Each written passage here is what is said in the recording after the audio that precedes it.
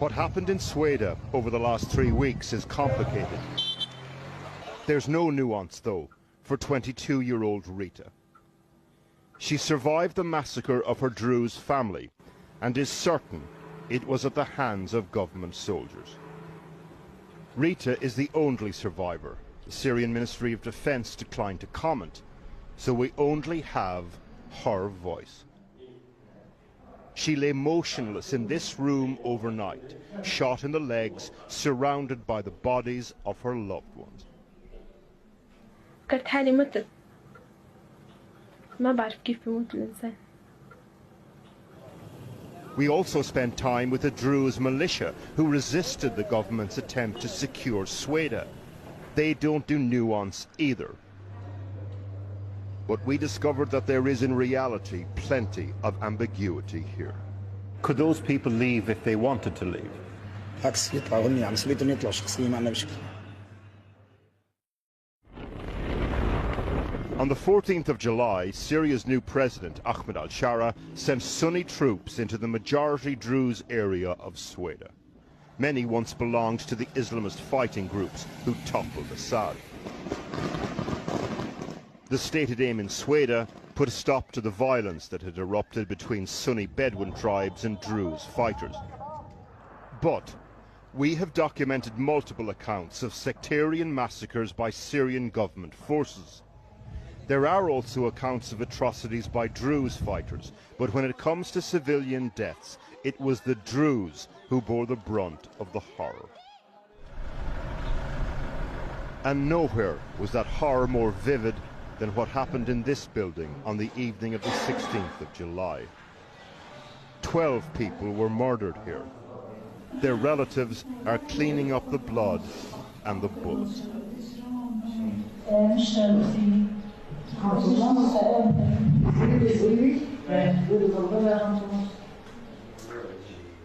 There are other things to do also.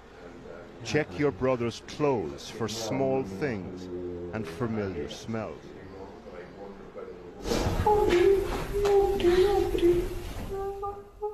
And you need to hold your living loved ones close. That is what relatives are doing for the young university student who survived the mass killing. Her uncle is bringing us to meet her. We travelled through the streets of Sweida, past the queues for food, the fraught wait for limited fuel, and then to the relative's house, where Rita is being cared for. She agreed to be interviewed, but is too afraid to have her face shown on camera. She recounts what happened that night back at her grandfather's house, when they opened the door to 3 soldiers. بس فاتوا صاروا يضربوا خالتي بالبارودة على ظهره. She says the soldiers who came into the house wore military uniforms, spoke with an Idlib accent. In other words, weren't Bedouin fighters, they were government-aligned forces. صاروا يفتشونا نحنا ما معنا سلاح. بابا ما بيحب السلاح. But not finding evidence of Druze militancy wasn't enough for these soldiers. Just being Druze and not being their kind of Muslim was. سألنا نحنا بس هيك أنا كنت يعني بهيك هالترتيبها فهني قال هذا مو لبس مو شي بنلبس هني يمكن كانوا عم بيسألوا عن بدهم الحجاب بس صاروا يضحكوا ويقولوا نحنا السنة جيناكم. أنا أول ما فت على الغرفة شفت المكتوب على الحيط أول الباب هيك لا إله إلا الله. They put the men in one room and the women in another. Then they opened fire. Rita's grandmother was in front of her. She was killed along with Rita's mother, 2 brothers, father, grandfather. 6 other relatives also died. Rita witnessed what happened and how the soldiers saw it as sport. بس صاروا يعطوا لبعضهم يضحكوا بس يشوفونا كيف ميتين After the killing spree, Rita heard the soldiers move to the kitchen. سكروا الباب وطلعوا صاروا ياكلوا برا سمعت صوت ناس بياكلوا. This is a family photo taken by Rita recently. The men having dinner in the room next door had just killed every person you can see in this picture and one other. Rita spent that night in the room with the bodies of her family, too afraid to move and bleeding from her gunshot wounds.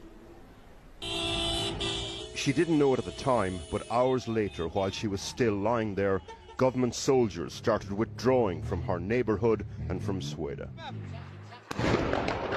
Prompted by Israeli military interventions in support of the Druze and an agreement between Damascus and some of the Druze factions. In the morning, she decided to move, heard neighbors shouting out in the street. الصبح سمعت صوت ناس عم تصيح من أهل السويداء كانوا بيقولوا إنه في حدا بالحارة بعد طلعوا هن قاتلين كل حارة. Rita slowly made her way out of the building. These are her footprints. Her trust in the new Syrian state left for dead in the rooms behind her, along with those she loved. كيف بدي أعيش مع أشخاص مثلي مثلن بس هني ما بيهمن غير طائفتن. احنا كنا بأرضنا احنا كنا ببيتنا احنا ما كنا عم نقاتل حدا. بابا ما كان عم بيقاتل حدا. بابا ما كان عم بيقاتل حدا.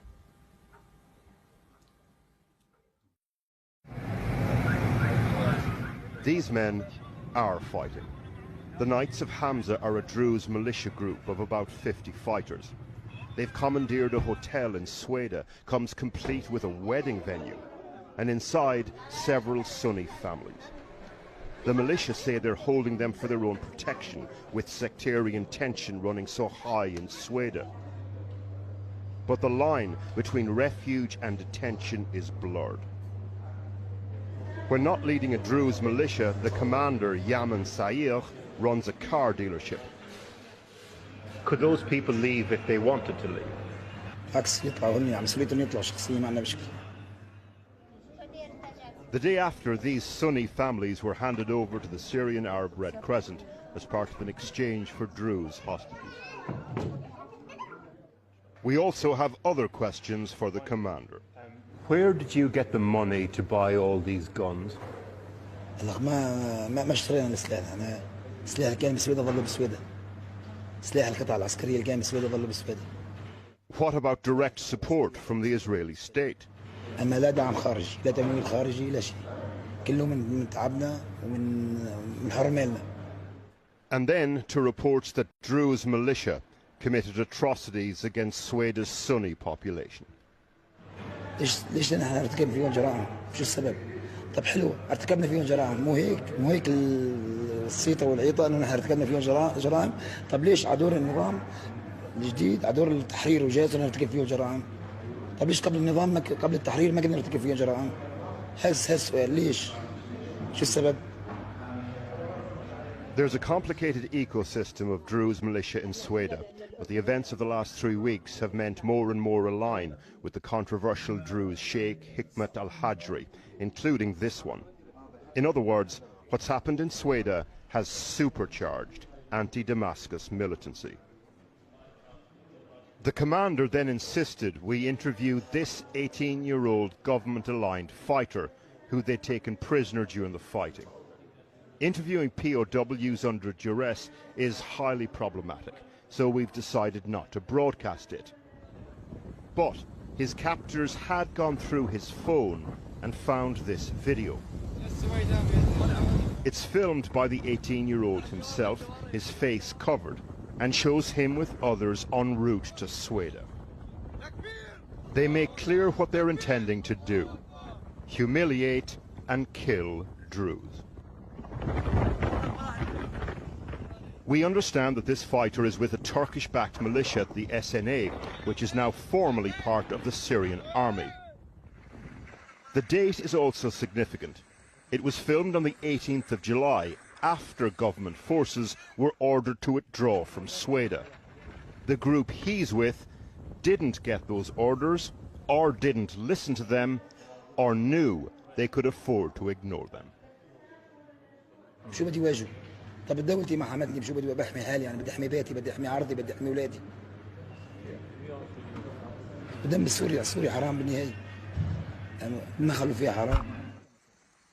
What happened in Sweida could alter Syria's future in a profound way. Other groups will have watched and learned from the government's failed attempt to establish control here. It has forever changed Rita's path forward. Her family gone, and the dream of a new Syria betrayed. خسرت أهلي ما ظل شيء، حتى بيوت ما ظل عندنا، حتى بيتي ما ظل. أنا إذا بدي أرجع ما في شيء من ريحته، ما ظل عندي شيء. أنا بدي فل من سوريا. The Syrian Ministry of Defense didn't answer our questions about Rita's story, but last week they did say that men, quote, in military fatigues had committed violations in Sweida and that they would investigate. Now, that's pretty much exactly what they said back in March. Off the back of a general mobilization, troops went into the coast, and off the back of that, hundreds of Alawite civilians were killed. Look, Ahmed al-Shar, the new president, has a problem here. He's trying to integrate fighting factions into a new, professionally trained army, and that is difficult. The big question for him, though, is this. How serious is he about doing that? Park, thanks very much for your reporting there.